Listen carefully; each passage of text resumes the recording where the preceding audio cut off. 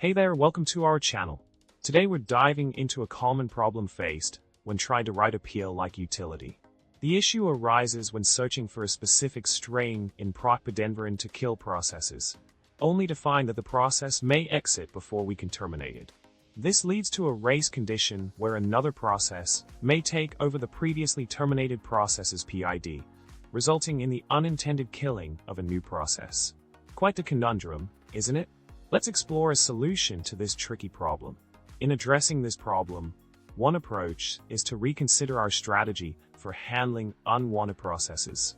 Instead of relying on brute force to search and kill processes, we can look into preventing their initiation altogether.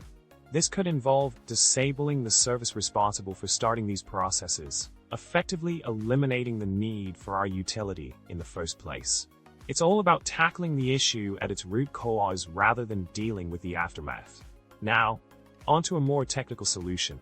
By determining the maximum PID value and calculating the probability of PID reuse, we can gain insights into the likelihood of encountering race conditions.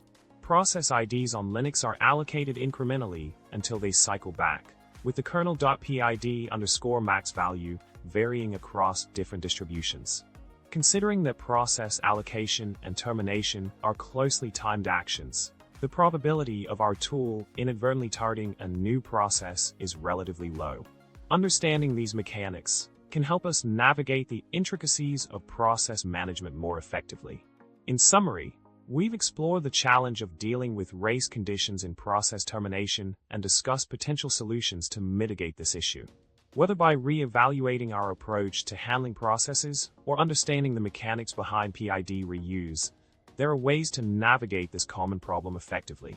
Thanks for tuning in, and remember to subscribe, like, and comment below with your thoughts. Until next time, happy coding!